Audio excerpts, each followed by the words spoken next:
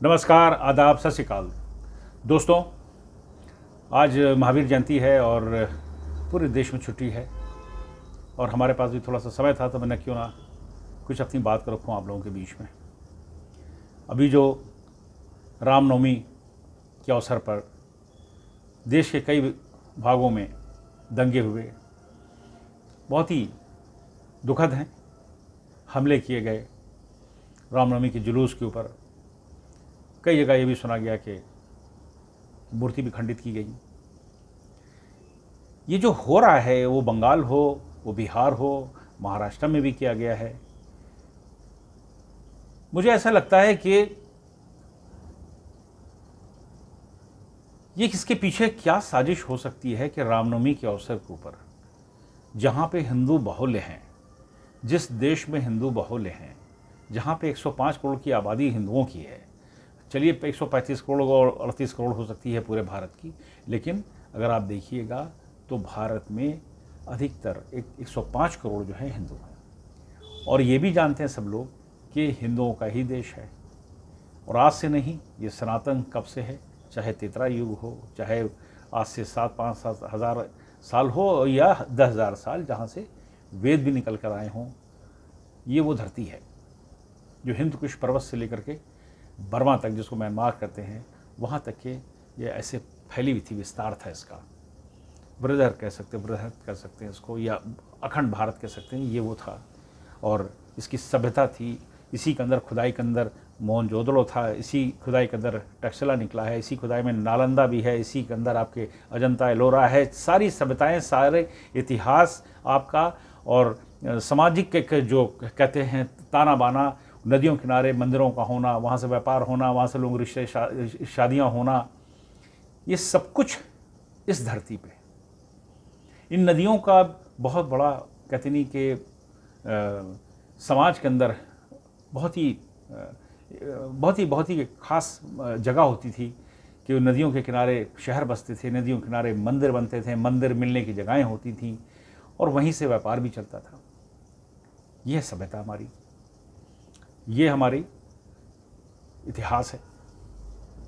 जब हमारी शब्द का मैं इस्तेमाल करता हूँ या हमारे शब्द का इस्तेमाल करता हूँ, तो मैं उस अखंड भारत की बात कर रहा होता हूँ। वो भारत जो खंडित कर दिया गया और अजीब अजीब सोच पैदा हो गई।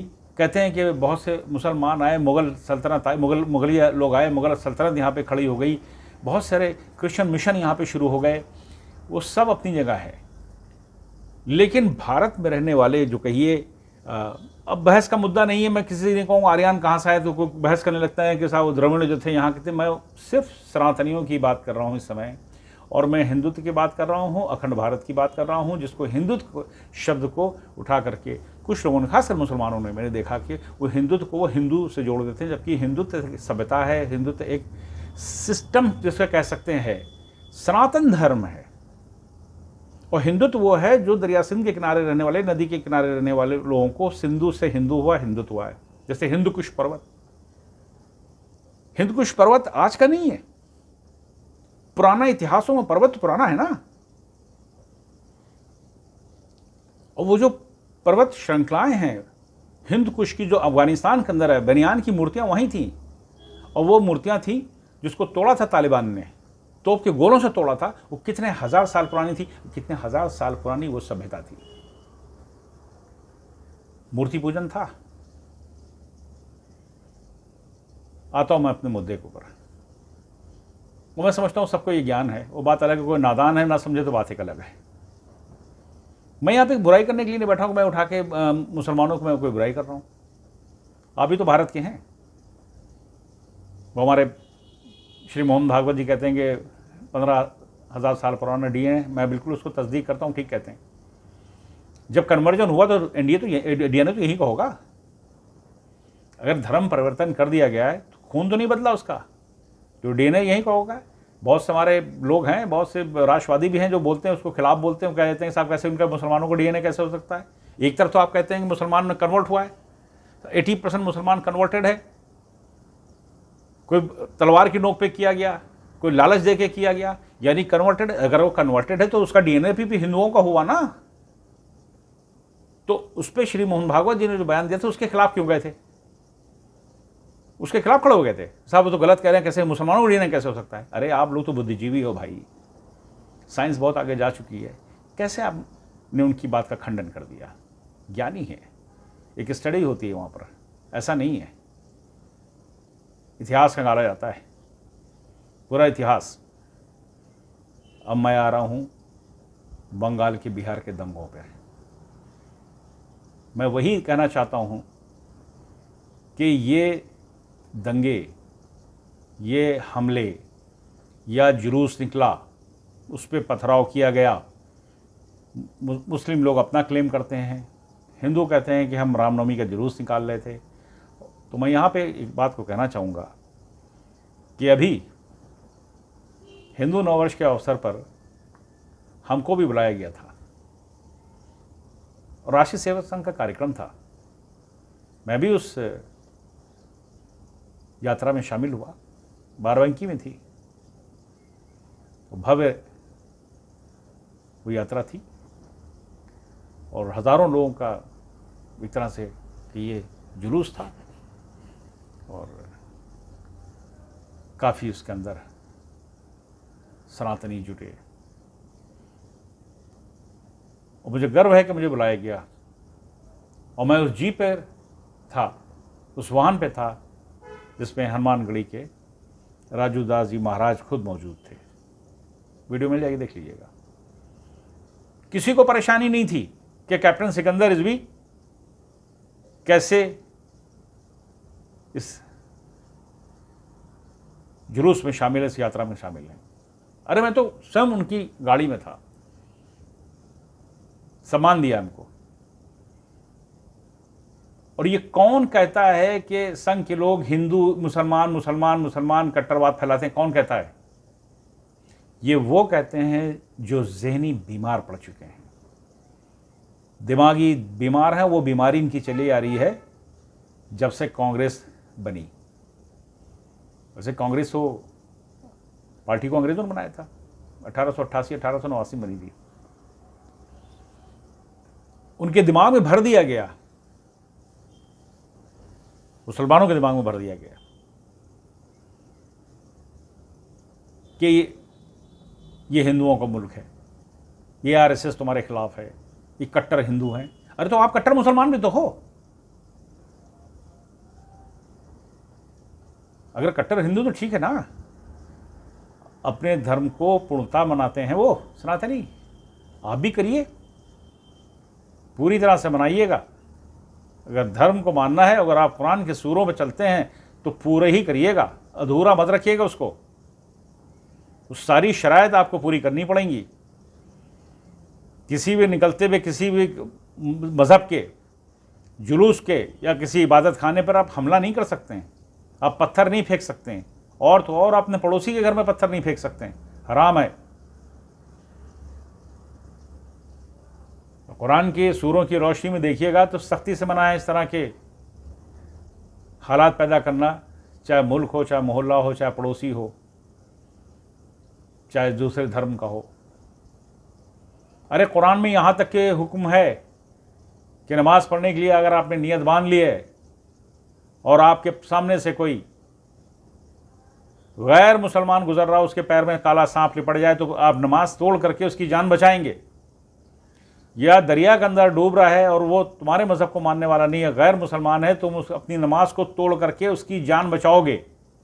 सिर्फ यहाँ पर ही नमाज तोड़ने की इजाज़त है कुरान मजीद के अंदर, और कहीं नहीं है। आप नमाज नहीं तोड़ सकते हैं। और मैं ये बात जो करना चाह रहा हूँ बंगाल और बिहार के ऊपर, ये मैं आपको शर्मा नहीं देना चाहता हूँ। वो मौलवी जो मौलाना है सब आपको देते हैं, वो बात अलग है कि सूरों के माने नहीं बताते हैं, बहुत कम होंगे जो बताते होंगे। पढ़िए,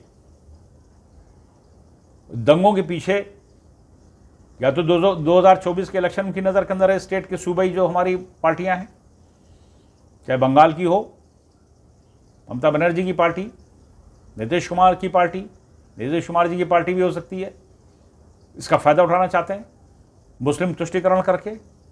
और मैं कह चुका हूँ ये कि जितनी रीजनल पार्टीज़ हैं, चाहे उत्तर प्रदेश की रीजनल पार्टी हो, कहीं ना कहीं उन्होंने पीएफआई का, कहीं ना कहीं मुसलमानों के इस तरह के संगठनों का इस्तेमाल किया है। और मुसलमानों को पोलराइज करने की कोशिश करी है कि हमको वोट दें, हम तुमको सुरक्षा देंगे, हम तुम्हारे जो हैं सुरक्षा देने वाले हैं, हम तुम्हारे मददगार हैं, तो हमारी उसमें आओगे आश्रय में तो हम तुमको बचा लेंगे। तो किससे डर है? वो डर है जो इस सरकार ने कानून को सख्ती से लागू किया। जैसे माननीय प्रधानमंत्री का कल बयान आया है, सीबीआई को उन्होंने आदेश दिए हैं कि जिसने भी भ्रष्टाचार किया हो सख्ती से पेश आएंगे। और यहां पे मैं जोड़ना चाहूंगा, जब लिंचिंग की बात चल रही थी तो उस पर भी आदेश जारी किया। सुप्रीम कोर्ट ने लिंचिंग को क्राइम किया, उसको बाकायदा एक्सेप्ट किया गया, हुक्म हुआ ऊपर से सरकार ने किया कि लिंचिंग करने वाले को सजा मिलेगी, चाहे कोई भी हो, किसी धर्म का हो, किसी भी मजहब का हो, सख्ती से पेश आए। ये दंगे यूपी में क्यों नहीं हुए? वहां तो बड़े जुलूस निकले। मैं भी था, मैं बताया, मैं भी था। और बाराबंकी अच्छी खासी मुसलमानों की आबादी है, हम उसमें से निकले। हमने मुस्लिम कुछ खड़े हुए देखे जो पुष्प वर्षा कर रहे थे, अपनी आंख से देखे मैंने, मैं खुद था। कोई दंगा नहीं हुआ। क्यों नहीं हुआ? Law and order, Uttar Pradesh का लॉ एंड ऑर्डर। और देखिए क्या कर रखा उत्तर प्रदेश सरकार ने और योगी जी ने, अपराधियों के साथ क्या किया। बात ये नहीं कि मुस्लिम अपराधी, अपराधी को अपराधी ही कहा गया है, अपराधी को अपराधी की तरह सजा दी जा रही है, चाहे वो दुबे हो, चाहे वो इलाहाबाद वाले हो, चाहे वो मऊ वाले हो।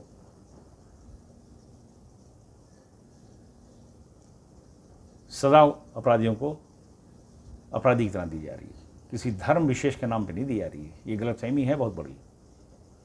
और ये जो कर रही हैं सरकारें बिहार की और आपके बंगाल की, वो मुसलमानों को हवा दे रही हैं सरकार के खिलाफ। आने वाले इलेक्शन को मद्देनजर रखते हुए यूपी में नहीं हो पाया। महाराष्ट्र में हुआ, थोड़ा बहुत हुआ। महाराष्ट्र में भी रीजनल पार्टीज है, वो भी पार्टी है जो बीजेपी से अलग हुई, सरकार से अलग हुई,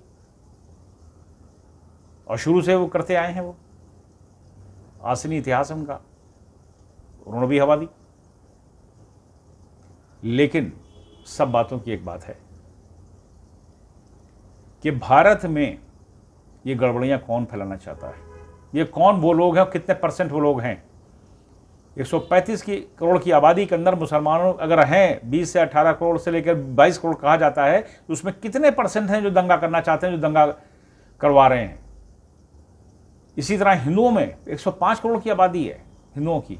आप देखिए इसके अंदर कितने निकलते हैं लड़ने के लिए, कितने निकलते हैं अपने बचाव करने, वो तो डिफेंसिव हो जाते हैं।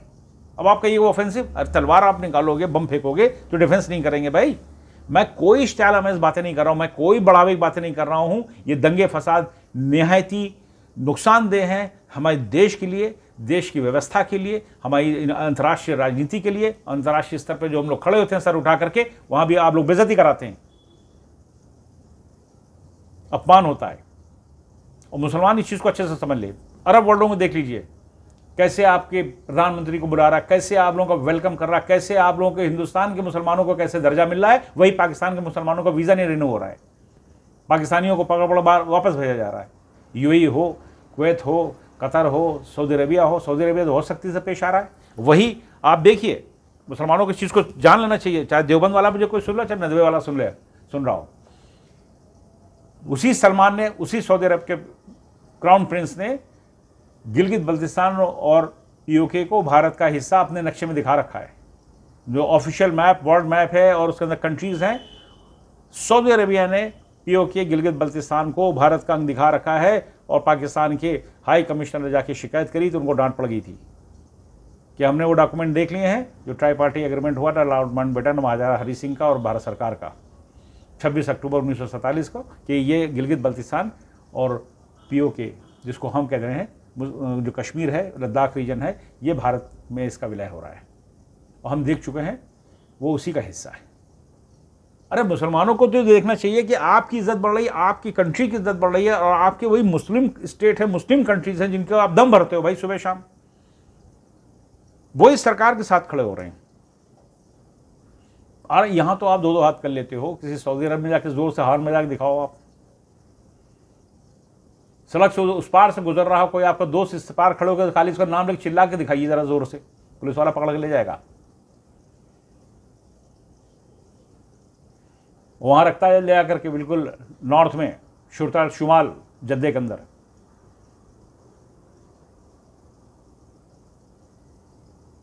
मुसलमानों को तो भारत का होकर रहना चाहिए, यहां मिलकर रहना चाहिए।